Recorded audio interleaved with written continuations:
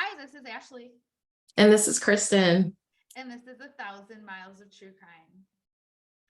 So, Kristen, what was the highlight of your week? I'm wondering if yours was the same.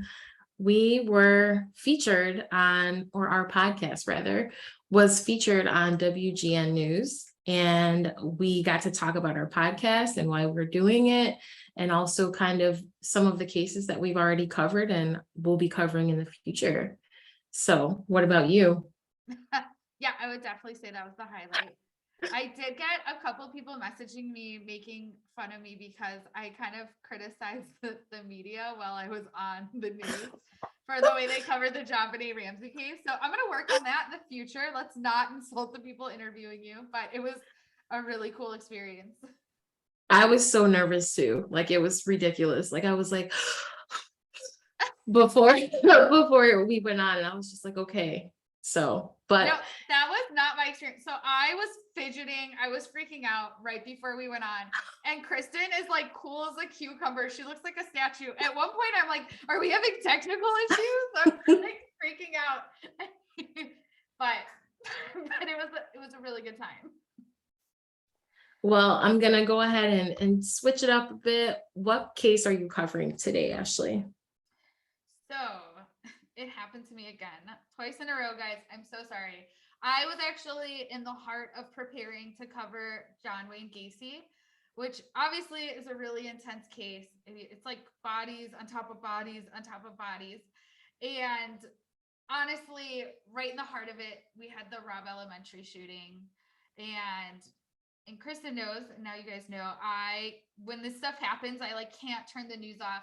It was already really bad with the Buffalo supermarket shooting, and then we had other ones right after that. So I was just kind of constantly watching it, and then it was like turning that off to read about John Wayne Gacy was just really starting to get to me.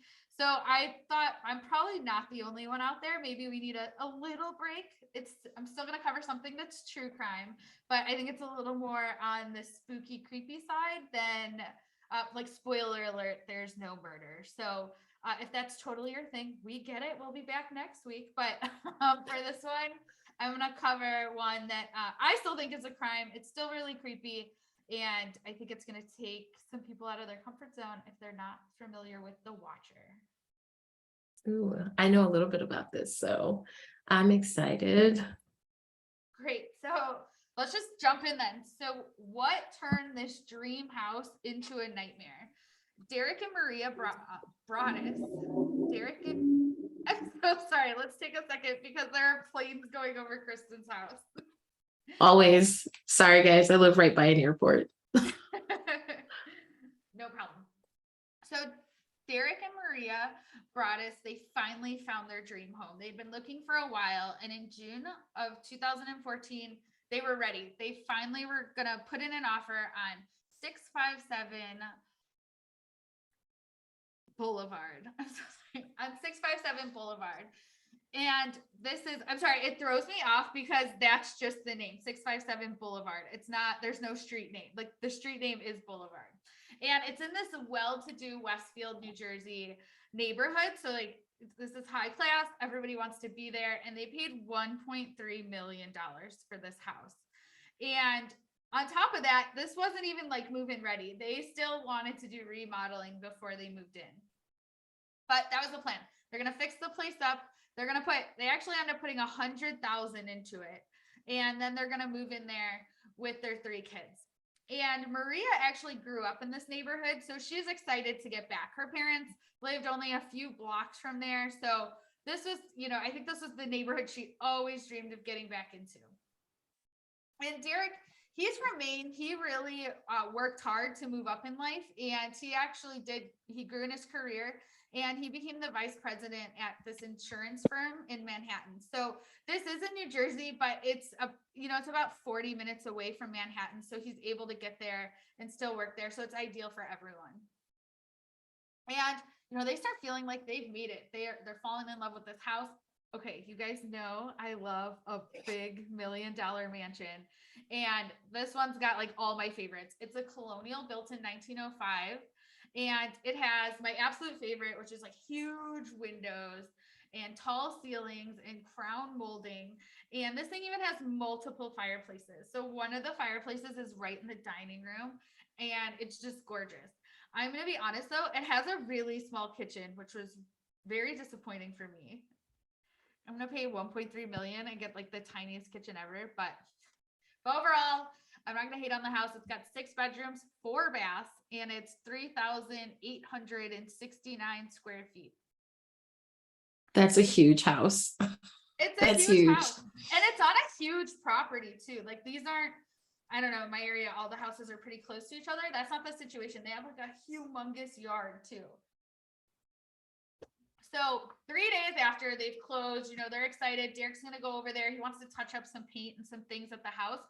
And again, they're having those contractors come. So he just wants to, plan a few things out. And he's going to leave. And maybe just had a natural reaction. He goes and he checks the mailbox. And well, this is kind of weird. There is mail in there. So he takes a look at it. And he discovers this white card-sized envelope. And it's addressed in very thick writing, it's addressed to the new owners. And at first it starts off more kind of warm, welcoming, and then it quickly gets like this more threatening tone. So don't believe me, I actually sent you the letters, Kristen. If you have them pulled up, do you want to go ahead and read the very first letter that they received? All right, here goes. Dearest new neighbor at 657 Boulevard, allow me to welcome you to the neighborhood. 657 Boulevard has been the subject of my family for decades. Now, and as it approaches its 110th birthday, I have been put in charge of watching and waiting for its second coming. My grandfather watched the house in the 1920s, and my father watched in the 1960s. It is now my time. Do you know the history of the house? Do you know what lies within the walls of 657 Boulevard? Why are you here? I will find out. I see already that you have flooded 657 Boulevard with contractors so that you can destroy the house as it was supposed to be. Tisk, tisk, tisk, bad move. You don't want to make 657 Boulevard unhappy. It also says, I asked the woods to bring me young blood, and it looks like they listened. Oh, it's so creepy. But what would you think? Oh, I would out of there. I don't play with no, I don't know. This is the first, so maybe I wouldn't be so anxious to get out of there, but I would definitely be spooked and scared, or just wondering what does this mean? This is what is this? Yeah. And another thing to sort of add is that they didn't advertise, the Woods family, that's who owned it before them, and they didn't advertise that they were selling the house. So it wasn't listed on Zillow. It wasn't, they didn't have a for sale sign in the front yard. So after the sale is done, obviously those are public records and anyone could have seen that. But it's also strange that anyone would even know that the house was sold. There's not the sold above the for sale sign out in the front yard. So what do you think that Derek did when he read the letter? I mean, I would assume freaked out, what is this real? Is this a prank? Yeah, he freaked out and he called the cops. I give him credit for that. I think I would try to avoid bringing the cops in. That's usually my approach. But I think I would be oh, they're going to think I'm crazy if I call about this letter. It's probably just a prank. But he took it really seriously and he got the cops there that day to look at these letters. And they definitely seem weirded out by the letters, but there's really not much they can do. There's no return address. They don't know who sent this letter. It's only a letter, and it was mailed to them. So at this point, it's almost like nobody's even been on the property, maybe. And they just tell them, so they had some stuff kind of sitting outside, and they said, hey, we recommend you move everything into the house. You don't want this person potentially snooping through your stuff. Also, you don't want them throwing it through the windows. So clearly they think there's some threatening tone to this letter. And they also tell him, like, don't say anything to your neighbors either, because it could be one of your neighbors. And, we just want to, try to keep it on the low so we can try to figure this out. But I think that, I mean, you have to be thinking maybe it is someone close to you, but right away when the cops are like, it's probably one of your neighbors, I wouldn't mention it to them. I would get a really creepy feeling. So he also, he realizes they mentioned the woods in the letter, and he's like, what is going on? He emails them and he says, hey, do you know anything about this? Have you ever heard of the Watcher? Is this an issue you've had? And they admit that we actually did receive a letter from the Watcher, and they said it was, a couple days before they moved out. It wasn't really threatening. It was more thanking them for taking care of the house. And they just thought it was strange. They'd lived there for 23 years. They hadn't received any kind of letter, no issues. So they just threw it out and didn't think anything of it. So they didn't mention it to the new family either, the Braddusses, and they just kind of went on with their life. So they apologized, but they weren't expecting anything like this. I mean, the letter that was sent to the woods as they were, exiting or whatnot, I feel like I wouldn't necessarily let the new owners know either. I would just like kind of brush it off, like, well, this isn't my house anymore. So I can't say I'm surprised that the woods didn't let the Broaddusses know. Yeah, especially if it didn't have threatening undertones. It wasn't like, I'm gonna get those next people moving in, So I think they probably were weirded out too and were like, garbage, okay. Good thing we're moving out of state. But there's some other minor weird things that happen. The contractor shows up, he puts a giant sign up before he's leaving, advertising his business. And he comes back the very next day and someone has pulled this up out of the ground. And I guess this isn't one of those like flimsy cardboard signs. Like this is a big wooden sign and someone has taken it out of the ground. So I think that's a little strange. That's never happened before, but so he mentions it to the family, but I again, probably doesn't think too much of it. And then one day, so Derek's at the house. He's, probably mowing the lawn or something. And some neighbors walk by and, they're chit-chatting it up. And they're mentioning all of the renovations that they see him doing and like how beautiful the home must be. And I'm sure they're just kind of being awkward and doing the like, it'd be really great to see what all those renovations look like. So he finally gives in and he gives them a tour of the house. And they're talking about how gorgeous it is. And, they're complimenting him and everything. And then they say, it's going to be so nice having some young blood in the neighborhood again. So yeah, he says instantly, he's like very freaked out and is like, well, thanks for coming. Like have a nice night, like kicking him out, locking the door. Obviously suspected them, but that didn't turn out either. Is this just like a common saying in New Jersey? Young blood? Very bizarre. Extremely bizarre. And I probably would not, like, just considering the fact that they received the letter, I would not have let anybody in the house that, like I didn't know personally. Yeah, especially when they're saying it's probably someone close to you, someone in the area, and you're just letting someone walking by into the house. But yeah, they didn't give out any other tours, so at least they learned their lesson. So shortly after this, it's a few weeks later, they receive the second letter. And this one to me is a lot creepier because it actually lists out the children's names. So they've been removed in here. We don't list them out, but do you want to go ahead and start reading this one? It's a long one. The workers have been busy and I have been watching you unload carfuls of your personal belongings. The dumpster is a nice touch. Have they found what is in the walls yet? Ooh. In time, they will. I am pleased to know your names now and the names of the young blood you have brought to me. You certainly say their names often. The letter also mentions the little girl painting on the enclosed porch. And you're not able to see this from, like, if you're just walking on the street, you're not able to see this enclosed porch. No, if you're my kids is in the mix, no. I'm sorry. I'm gonna continue reading. I'm sorry. I just had to add that. 657 Boulevard is anxious to move in. It has been years and years since the young blood ruled the hallways of the house. Have you found all of the secrets it holds yet?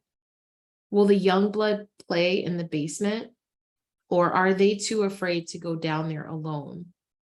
I would be very afraid if I were them. It is far away from the rest of the house. If you were upstairs, you would never hear them scream. Will they sleep in the attic, or will you all sleep on the second floor? Who has the bedrooms facing the street?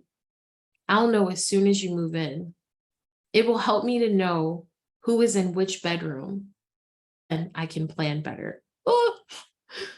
All of the windows and doors in 657 Boulevard allow me to watch you and track you as you move through the house. Who am I? I am the watcher and have been in control of 657 Boulevard for the better part of 2 decades now. The Woods family turned it over to you. It was their time to move on and kindly sold it when I asked them to. Ugh. I pass by many times a day. 657 Boulevard is my job, my life, my obsession. And now you are too, Broaddus family. Welcome to the product of your greed. Greed is what brought the past 3 families to 657 Boulevard. And now it has brought you to me. Have a happy moving in day. You know I will be watching. It's time to go. It's time to go. It's time to go. Let's go. We're out of here. I'm sorry. Yeah, I agree, right? At this point, so let's just break this apart a little bit. So they mention all the kids by name and they list them in order of like birth ranking. So you know they're actually seeing them at some point. What they think happened is the mom, she actually had him at the house, and so she's creeped out and she's watching him really closely. So she's like yelling for them a lot. And so then now she feels horrible. Like I've given the watcher my kids' names. What about have you found anything in the walls? Dude, I'm sorry. It's time to go. I don't care if it's $1.3 million. It's time to go. You're talking about there's stuff in the walls, and now you know my kids' names, and like you're clearly you're watching me, literally. Like it's time to go. There would be nothing else that would need to happen. Those would be enough signals for me to. You're like, I'm done. Thank you very much. Done. Yeah, that's kind of what happened. They agreed that they can't bring their kids there till they figure this out. So the kids are completely off limit. They do bring somebody in who does like a scan of the walls. They don't really find anything, but it's a humongous old house. So who knows what's in those walls? But I mean, I don't know. I think it's kind of weird they keep bringing up the Woods family too. You know what I mean? I would, if I'm the Broaddus family, I'm going to go back to the Woods family and I'm going to ask them, like, did they have kids? Like maybe this watcher person has something against kids, or I don't know, but that is enough to the Woods, I think, know more and just didn't say more. I think that they received letters too. They would have had to have, and they just didn't share it. I think they got more than one letter. Interesting. Okay. So this goes on again. Now it's a couple weeks later, and they're gonna get a 3rd letter. So do you want to read this one? It's not quite as long. 657 Boulevard is turning on me. It is coming after me. I don't understand why. What spell did you cast on it? It used to be my friend, and now it is my enemy. I am in charge of 657 Boulevard. It is not in charge of me. I will fend off its bad things and wait for it to become good again. It will not punish me. I will rise again. I will be patient and wait for this to pass and for you to bring the young blood back to me. 657 Boulevard needs young blood. It needs you. Come back. Let the young blood play again like I once did. Let the young blood sleep in 657 Boulevard. Stop changing it and let it alone. This one, Ah! yeah, this one has like another level of obsession, right? Do you get that feeling that it's like the obsession has kind of escalated, I think? I get that feeling, but it's also like the young blood thing, it creeps me out. The house, yes. The obsession with the house, yes, but the young blood thing is that's like next level. And like begging them to like, come bring your kids to sleep here. Mm-hmm. Yeah. It's really creepy. The Broaddus family they're done. They are creeped out. They're like, yeah, we're done. Third time's a charm. We're done. And they realize they're never gonna be able to move in there. And they're now gonna have to try to sell it. So they've already sold their other house. And so now they're living in Maria's family's house. And they call the letters again, and the police, I'm sorry, they call the letters again. They call the police again, and the police look at the letters. And the cops that, they say maybe it's like someone's mad that they didn't get the house because they seem so fixated on the house. So they go back to the woods and they're trying to understand, like, did anybody, like, was this a bidding war situation? What happened? And they're like, no, not at all. Actually, we got two other offers before them. The first offer, they backed out. They actually just found a house that was better suited for them. They apologized and, were on their way. And then there was another person who did fall in love with the house, but they actually got ill. They had some serious health issues right beforehand, and they unfortunately just had to also back out of the deal. So they really don't think this is some situation. Someone wasn't like bitter that their loan didn't get approved or something like that. So they're like, okay, like let's go back to the drawing board, and they decide to figure out where exactly did this letter come from? Are they able to track that? And they figure out that it was mailed from Kearney, I believe it's spelled. It's Kearny. How would you say that? Kearney. Kearney. It's not that far from this area. So again, it's kind of leading them to believe this is probably someone living in the area. They didn't mail it directly in the town, but it's pretty close. They didn't have to drive too far. And it was shipped from that central hub, and they just think it's somebody in the area. And so it all just fits, right? If you're able to get all of this information, there's something to it, or they're super close to the family. So a man in the neighborhood comes by. He's kind of gossiping with Derek. So he's actually like 2 doors down from Derek, and he mentions like, yeah, have you met the people living in between us? And he mentions like, yeah, the town kind of knows he's a weirdo, and like that family's sort of strange. And Derek's like, no, like, please tell me more. And at this point, again, they haven't told anyone, right? The cops were like, don't mention it. So this guy's just bringing it up. And he tells them how there's a woman living there. She's a widow. She's in her 90s. Her name's Peggy Langford. And they think it's strange because she lives there with her adult children. And specifically, she has this one adult child, Michael, who everyone thinks is, he is really weird. He's, he doesn't work. At least they don't think he does. And honestly, the only physical description I could find of him anywhere was that he had a long white beard. So, and he's in his 60s. He's lived there for a very long time. They moved in actually in the 60s, and it's all kind of making sense. He's kind of within earshot. He could have heard Maria yelling the kids' names, and from where he is, and specifically on that side, it would be very easy for someone in that house to see the little girl painting in the enclosed porch. So it's really all adding up to them. And so Derek is convinced. He's like telling Maria, like, we got the guy. He lives next door. And so he goes to the police and is like, hey, you guys, like, don't worry, I found the guy. You're not doing your job. It's my neighbor. And they're like, well, actually, we we suspected Michael, and we already brought him in. We brought him in for messaging, for questioning, and he says he didn't do it. He says he doesn't know what you're talking about, and we really don't think that he did it. So the other thing, like, he could have had access. He's been living there his whole life, so he probably had access to the house as a younger child. Like, again, it's just all kind of fitting.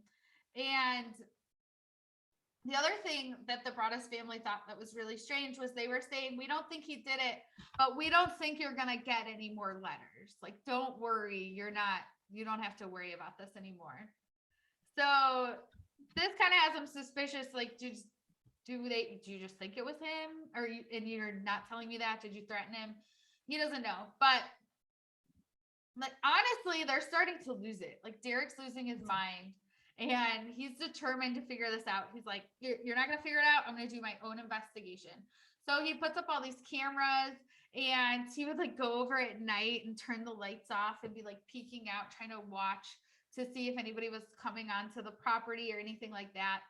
And then, honestly, it's probably the craziest thing that he's done, but he actually sent a letter, like the same kind of letter, to so he sends it to the Langford family, and he tells them they're gonna tear down the house, and he's trying to see if he gets any reaction. And since he had only sent it to them, I think he was kind of hoping that he would send a letter back. The watcher would send a letter back saying, like, don't tear down the house. But that letter never came. So that didn't really help him. We're later going to find out that Michael actually was diagnosed with schizophrenia at a young age. And people think he's strange because he does do some odd things. He's been caught in neighbors' yards before. He's been caught like peeking into people's houses, so in through their windows. And so people, they're weirded out by him. But a lot of people say he's super polite and they think he's harmless. The cops, they actually go ahead and they run the DNA on the envelope. And what do they find? The DNA is female. Mom, can you lick this envelope for me, please? Yeah. Like, I feel like Michael could have asked his 90-year-old mom to do that, right? Yeah, and he has a sister living there as well. But the cops, what they do first is obviously they go ahead and they test Maria's DNA. So she's living there. Let's just roll her out, and she's cleared. Then they go and they quickly test Andrea Woods. So she's the former owner. So they're, they think she could still possibly know more than she's letting on, but no, she again is cleared. So next they go and they want to look at Abby. Sorry, plate guys. So they look at Abby Langford, and she's Michael's sister. And the theory here is that she was a realtor, and they think that she was mad at the Woods. Like, she was like, how dare you sell your $1.3 million home and not use me? I'm right here. And so the theory was like, this was to kind of get back at the Woods and then somehow scared the Broaddusses. And, the theory is that she thought she'd be able to like comfort them and, if you guys really want to move, I'm here for you. I am a realtor. But that whole plan obviously goes out the door when they're looking at your brother really heavily. So that's kind of the theory there. They hire a private detective who actually goes and is able to get a water bottle of hers. And what do? They test it for DNA. And again, this doesn't crack the case. They find that it's not her DNA. So what now? They're kind of back to square one. So another kind of suspect and thing that people think is weird is that one of the contractors, one of the painters at the time, he actually says, have you guys looked at the neighbors behind you? They are always, kind of sitting back kind of towards your property. And they have like these, outdoor chairs sitting there, and they're at the back of their property, and they're very close, almost as close as you can be to this residence, to 657 Boulevard. And the contractor, the painter, says, one time I caught the guy just sitting out there staring at the house. And so obviously everybody thinks that's weird. But they really don't have much more than that on there. So the family turns to 2 retired FBI agents, and these agents actually do a profile of the suspect. And what they find is that it's most likely someone who's older, who likes to read. And I think you can just obviously see that in some of the language. I also don't think like anyone our age is probably using the word young blood and things like that. But yeah, with a lot of the language, but specifically, there was something where, do you know how they used to do after a period, you do 2 spaces?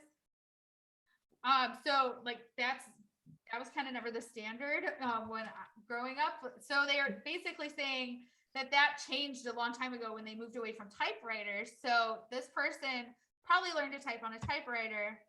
Therefore, again, it's probably somebody who's older. And they admit that he seems to have some hate for the people, but they feel like there's some sort of mental illness here. They want to say this person's probably not dangerous, but like, I'm not going to bet my career on it. There's some threatening undertone there. It's a card, it's a letter, it's paper and it's ink, but it's still words. And it just goes to show you how much fear can come out of what's handwritten or typed out or whatever, it can scare you to the point where you're like, no, I cannot do this. Especially if you can't figure out where it's coming from. Like, who is the source? What is this coming from? Yeah. And one of the things that would bother me and I'd be freaked out about is like, is there some sort of camera in the house, or is there, something like that? Some of the stuff is so small now. Is your house bugged? I don't know. It's all creepy. So obviously we've already said it, like they have to sell the house. They can't live here. But now, even though they're not talking to the neighbors, not letting anybody know what's really going on in the house, the rumor mill is starting to, it's starting to flow, because now Michael's been not arrested, but he was questioned twice. They actually brought him in twice. So there's a good chance, and they've been in the neighborhood for a while. There's a good chance somebody in that house mentioned it to somebody.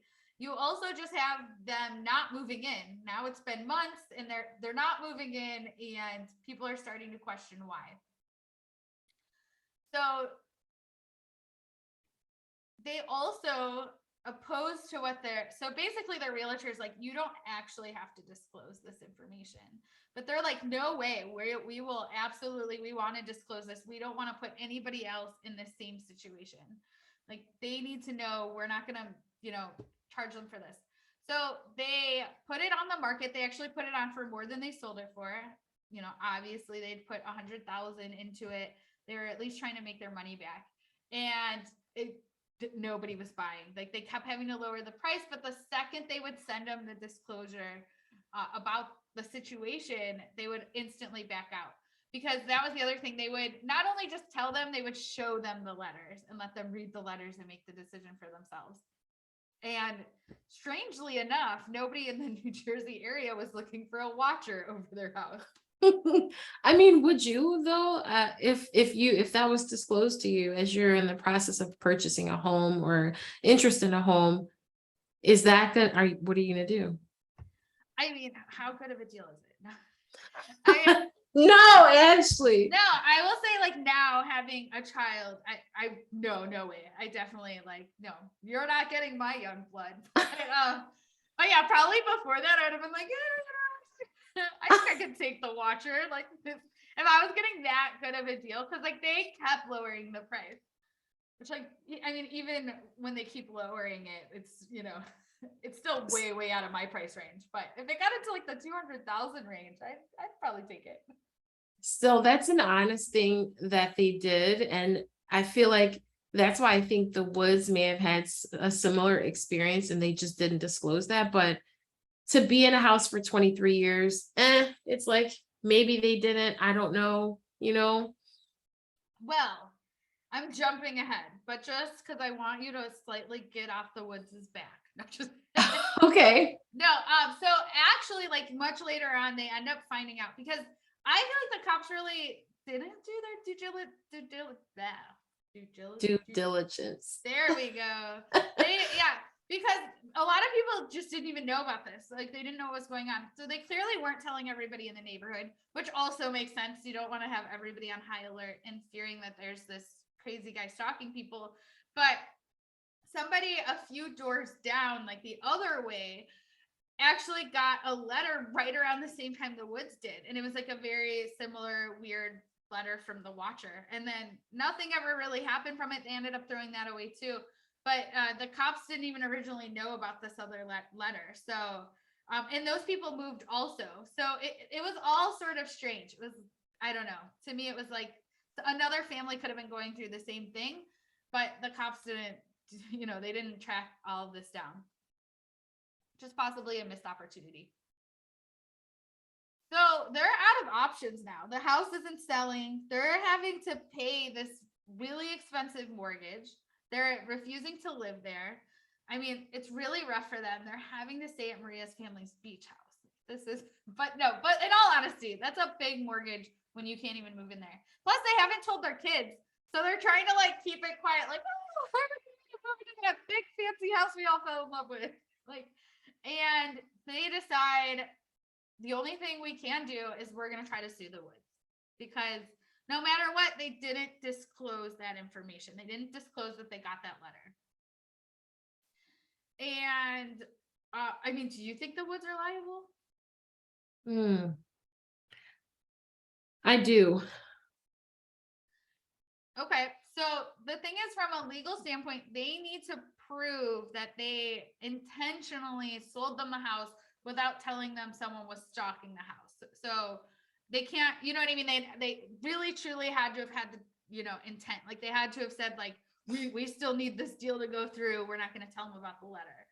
And overall, the courts just found that there wasn't proof that that's actually what happened. I mean, it's hard too, because they don't have the letter.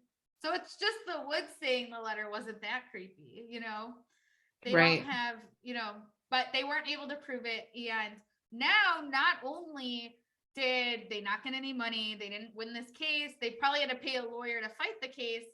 It's now public records. So before this, it was just sort of gossip in that neighborhood. And now some reporter was snooping around and actually picked up the story.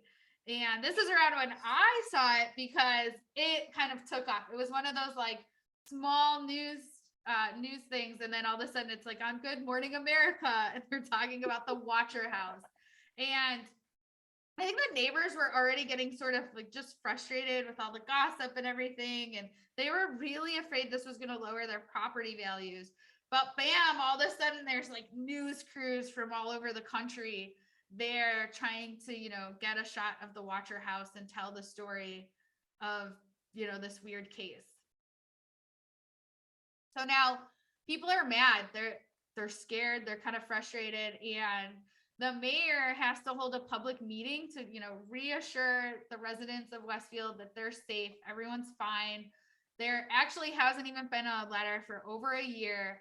And they're saying, hey, the cops fully investigated this. Everyone's safe. And of course, all the neighbors, they're probably getting together and they're chatting it up too. They're talking about who they think did it and they're trying to figure it out. And who do you think that they think did it? Where do they kind of push their anger towards? I am going to say, I think it's still going to go back to the Woods. Interesting. No, they all suspect it's the Bradduss family. I think it's an inside job. What? Yeah. And okay, so in their defense, you have to understand that these are, I think a lot of them are like old, cranky, well-off people who've been there for a long time. Maybe that's a generalization. That might not be true at all, actually. But I think that they don't know the Broaddusses really. You know what I mean? They're not, I mean, they're their neighbors. They bought the house, but they weren't living there. And so I think that, and the Langfords, I think Abby, the sister is like, you know, we never had any issues in this neighborhood. And then this family came here and now they're accusing my family of, you know, being stalkers and all this stuff. So I think there's also a bit of like a smear campaign going on against the family. But yeah, like everyone suspects that the Broaddusses really just couldn't afford the house and that this was like a financial, like they freaked out and that they were trying to either not pay the mortgage somehow or like they were trying to get a movie deal or something like this. I feel like if they got there and the letter was already there, they were already going to be pitching all this money into this house. Why would they do that? Why would the Broaddusses want to do that? Exactly. I mean, the letter started before it even sold. So they would have still had time to back out. I mean, this is a really weird insurance plan, if that's what it is. Right. And what does it get you? Like that's what they think is they sent the letter and then they were like, if we realize we can't afford this, then we'll take them to court and we'll have all this proof and we'll be able to sue them. But I think. So I just have a question. I don't know if you know, but were the Broaddusses like well off themselves? Like, did they, them purchasing a $1.3 million home? I would assume they could have afforded that lifestyle, and then to be pitching, they weren't flipping houses or anything like that. Like this was a home that they were planning and intending on living in. So yeah, and I think that, I think Maria probably comes from a decent family. I think, she grew up a couple blocks away. So I think she kind of has that. And then I think we already said he's like moving up in his career. They did go from, the thing is they went from like a $300,000 house. That was like their starter home. So they went from like a $300,000 house. Yeah. Then they went up to like, I think it was around 700,000. And then bam, now they're buying a $1.3 million home. So a lot of people speculate like, hey, how can you jump up that high? Can you really afford that? But I think, they seem pretty financially sound. They were probably saving up for a long time so that they could get into their dream home. And to your point, if you're already scared and you're like, what were we thinking? Like, we cannot do this. You're not going to then sink another 100,000 into renovations, right? No, especially absolutely not. Like for what? For the camera crew, if like your whole point is to try to sell the story, like why are you going to redo the bathrooms? And then even the risk of after the fact of suing the Woods and the money that they probably put into that, and then nothing happened with that. Yeah. So they're out of even more money. I feel like no, I don't think it was an inside job. I don't see the point or the end result that the Broaddusses would have had on a positive end by them doing this. Well, a lot of people point out like there's, again, this is like a Reddit situation. You're always going to find haters, but there's people who point out they put up all these cameras and stuff, and then they stopped like recording with the cameras, or they like took them down or something. But even with that, I'm like, do you guys not understand that you then have to pay for internet to, for the cameras, and you usually have to pay a monthly fee for those cameras to save anything and all this stuff. I'm like, I'm sure it was all adding up. That's a huge mortgage to not be able to live in your home, especially when you probably sink everything into it because it's your dream home. But what are you going to do? They just kind of keep getting hit, and they start to think of other routes. Nobody wants to buy this single family house. It's on a huge lot, and they're trying to propose that to the planning board that they grant them the rights to subdivide the property because it's on a huge property. So they figure they can sell it to a developer who will tear it down and, put up $2 million homes and be able to make a bunch of money that way. And the lot is like just a little too small. It's like 3 feet too small. And there's been other situations like after where people needed like 8 feet and they let them get away with it. But people like showed up to that meeting to fight it and say like, you can't tear down this historic home and like all this stuff. Abby Langford actually shows up. She argues that like, I've been looking at this beautiful home my whole life, and now I'm supposed to look at a driveway and like, Still, if you're looking at this beautiful home and it's vacant and it's like, I don't want to say wasted space, but if no one can reside there because of the watcher, I mean, what use is it, right? exactly. And like nobody has sympathy for the Broaddus family, basically. Like no one, they're like, nope, don't want to hear it. Live in your house, shut up. Like tell your They hate news these crew people. yeah, they're like, tell your news crew to go home. And like the Broaddus family is just like drowning. And so they're denied again. So right around this time, they finally think, okay, our luck's turning around. We've been trying to sell or rent this place forever. And they find these people who they're willing to rent. They know the situation. They say, hey, we have grown children. We're not really that concerned about it. We'll move in. We'll be willing to rent it. But the kind of caveat is they do have it entered into the contract that if another letter comes, they can leave. They're not going to be held, liable for this or anything. They won't be held into the contract. So they're there, they're moving in, they're happy. 2 weeks later, what happens? They get a letter, and it's not addressed to them. It is addressed to the vile and spiteful Derek and his wench of a wife, Maria. So, Kristen, you want to take us through this letter to the wench Maria? You wonder who the watcher is. Turn around, you idiots. Maybe you even spoke to me. One of the so-called neighbors who has no idea who the watcher could be. Or maybe you do know and you are too scared to tell anyone. Good move. I walked by the news trucks when they took over my neighborhood and mocked me. I watched as you watched from the dark house in an attempt to find me. Telescopes and binoculars are wonderful inventions. 657 Boulevard survived your attempted assault and stood strong with its army of supporters barricading its gates.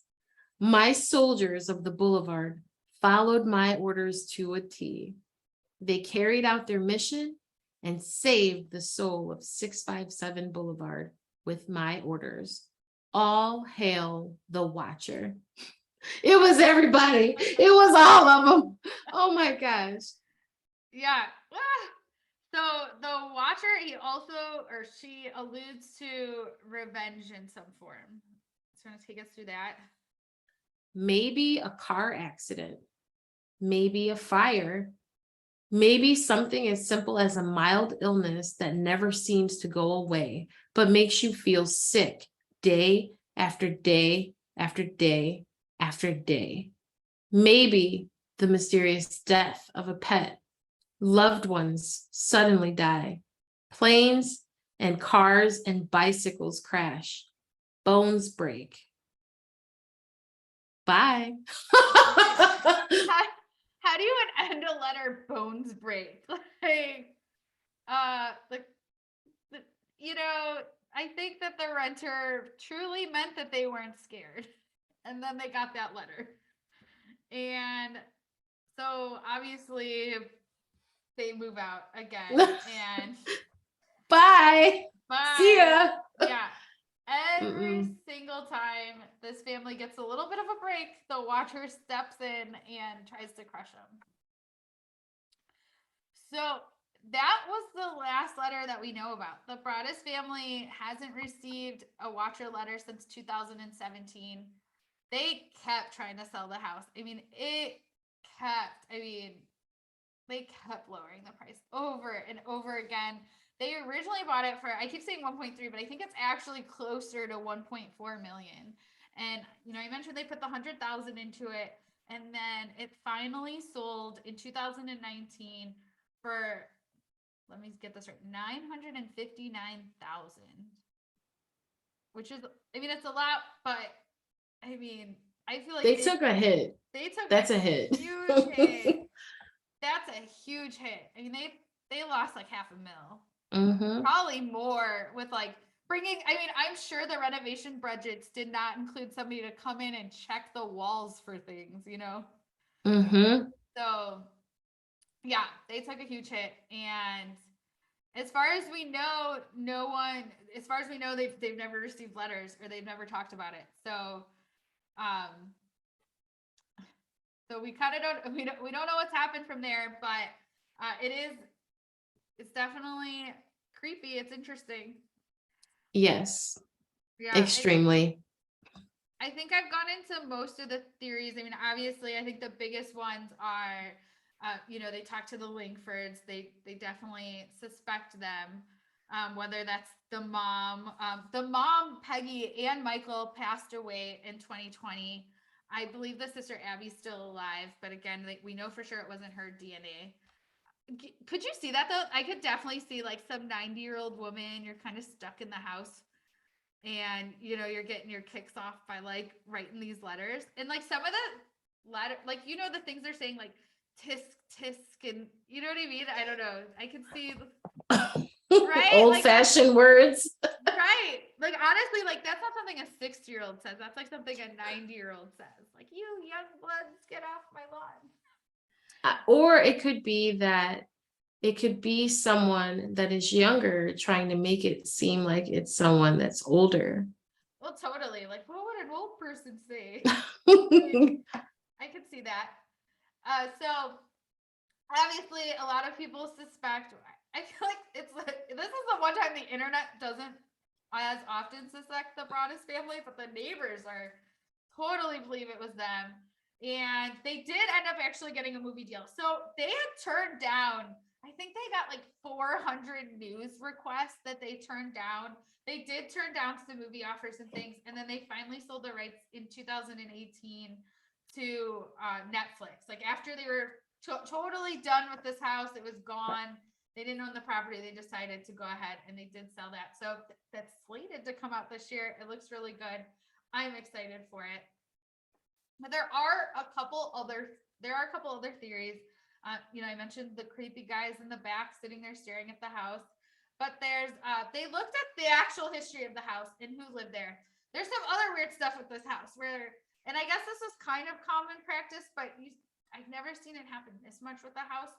But where they would sell the house to like a friend or family member for $1. So this went on for a long time where this house kept being sold for $1. So either the Woods or the owner before that it's not documented, but somebody made a killing on this house when they sold it. We don't know how much the Woods paid for it. We don't know if the Woods paid $1 or what, but somebody got that house for $1 and was able to sell it for a ton of money. So Bill Schaefer lived there as a child, and this would have been in the 50s and 60s. So everything kind of aligned.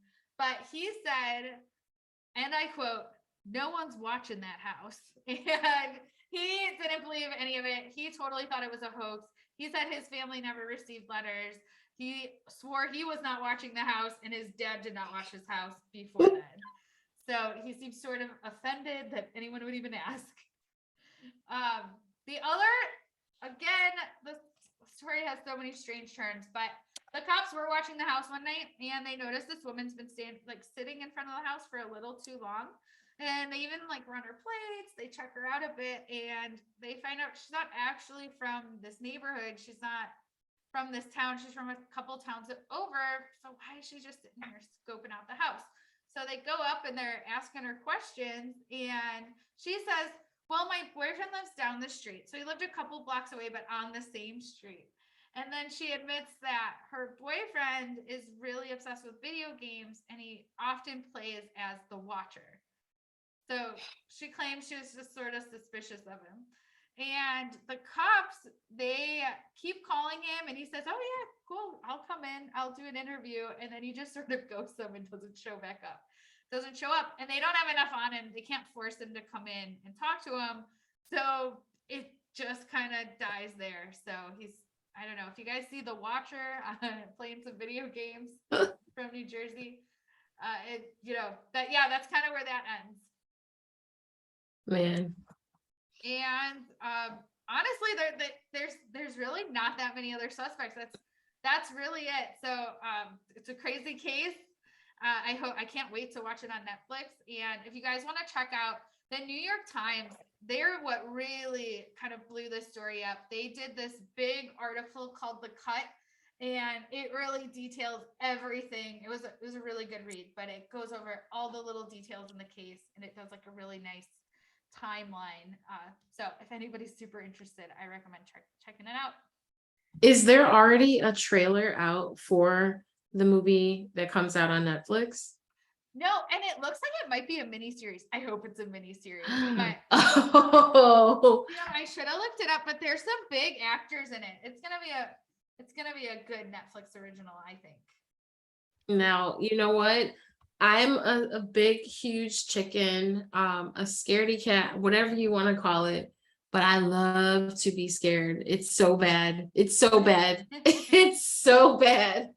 So I'm gonna check it out. Yeah, I think with the story, it's like you don't know who to be afraid of at all, right? Like you're not sure. Like, are they in the house? Is it my neighbors? Is it? So I think that's what gives you that extra element, and it's like in your house. Or I don't know. I mean, they're like mentioning your kids' names just gives you the creeps. Oh yeah. Gives you the willies, as the Watcher would say. Yeah. The mystery behind it would have been that's enough. I don't know who this is from. I have no idea. We've tracked it down. We don't know where it's coming from. No. Ashley, I'm so happy that you did this. I feel like we're kind of cleaning the slate before we get into some other stuff. And I thought this was great. I thought this was awesome. Thanks. I hope everybody else agrees and enjoyed. I hope you get a little creeped out, but not too scared. And we'll be back to our normal true crime in our next episode in a couple weeks. But I hope you guys enjoyed it. Thanks for listening. Please rate and review us. We love you guys. Subscribe, follow, do all this stuff. We really appreciate you. Thank you. Thanks, guys.